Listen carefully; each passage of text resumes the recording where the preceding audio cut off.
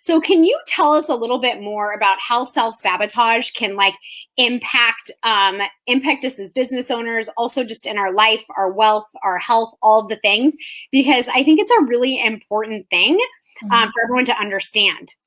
Yeah, absolutely. So I have a very love-hate relationship with self-sabotage. It's a lot more on the love side now, and I it was not like that at the beginning. I was a lot like everybody else, like, oh my gosh, I failed at something. And it was because I was holding myself back in so many areas, and I wasn't even aware of what I was doing or not doing. And now my perspective has changed around self-sabotage. I really don't like the term self-sabotage, but that's really what's going on.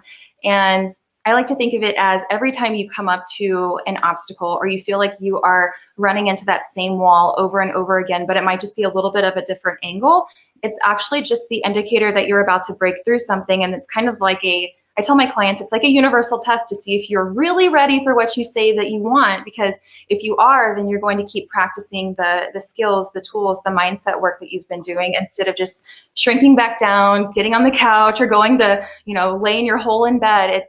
It's really kind of like the finish line that we never imagined. But when we feel the sabotage kicking in and we hear all the mind chatter and we want to stop everything that we're doing, or start procrastinating or avoiding things or binging or not doing our exercise, it's usually because we were so close to crossing the line of and getting what we wanted.